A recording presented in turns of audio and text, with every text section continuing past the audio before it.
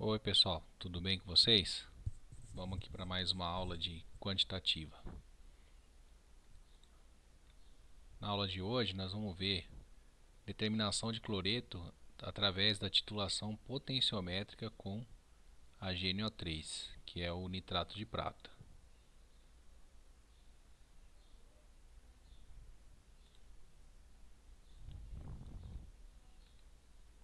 Então aqui é o fundamento dessa técnica, titulação potenciométrica com nitrato de prata, aliada à exatidão e precisão obtidas nas análises de cloreto por titulação visual com nitrato de prata. Apresenta a vantagem que o ponto de equivalência é determinado potenciometricamente com o eletrodo de prata metálica, o que faz com que essa técnica seja aplicada em amostras coloridas e turvas. Também permite a utilização do titulante HNO3 em baixas concentrações como 0,01 normal, que melhora bastante o limite de detecção da análise de cloreto. A presença de ânions que precipitam com a prata pode ser detectada na curva de titulação e serem analisados individualmente, o que também é uma grande vantagem dessa técnica.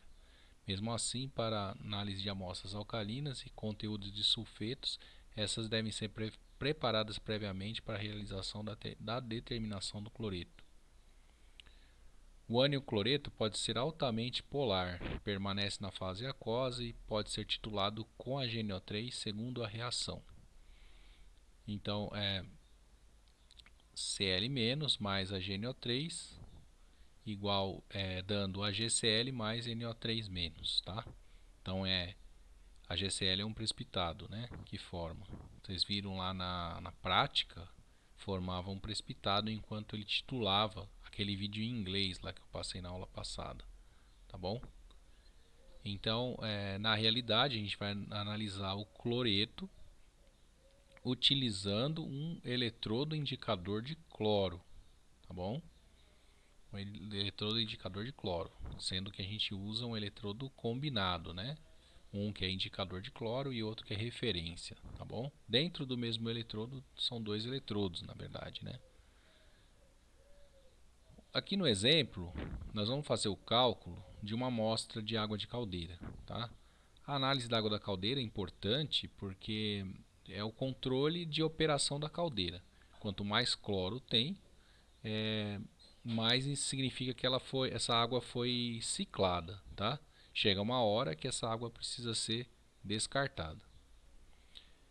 A análise de cloreto de uma caldeira é um parâmetro importante para medir a ciclagem da água. Valores acima do limite indicam necessidade de purga da caldeira.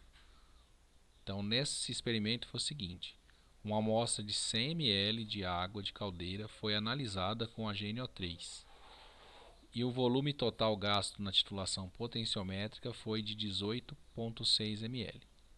Calcular a concentração de cloreto na água da caldeira em miligrama por litro. Então aqui são os cálculos, né? Eu vou até aumentar um pouco aqui para ficar melhor. Então como que eu desenvolvi esse cálculo e vocês vão desenvolver aí também no exercício. Primeiro calculada a massa do cloro que reage com o nitrato de prata, tá bom? Então a gente começa o cálculo, né, com a relação estequiométrica. 1 mol de cloro reage com 1 mol de nitrato. 1 mol de cloro reage com 1 mol de nitrato reage com 1 mol de cloro. Aí eu fiz a seguinte relação: 1 milimol de nitrato reage com 1 milimol de cloro, tá certo? Para lembrar, o que é 1 milimol? É 1 ml molar, tá? Você pega 1 litro, divide por 1000, você vai chegar em 1 ml. Então essa quantidade, 1 milimol, é equivalente a 1 ml, né, titulável. Aí eu transformei 1 milimol de cloro, que é a massa que eu preciso calcular, em massa, em grama, tá? Então eu tenho 1 mol de cloro, que é 35,45. 1 milimol de cloro vai ser 1 vezes 10 a menos 3, que mili é 10 a menos 3, eu substituí. E cheguei que 1 milimol de HNO3 reage com 0,03545 gramas de cloro, tá? Por 1 milimol, né, do HNO3.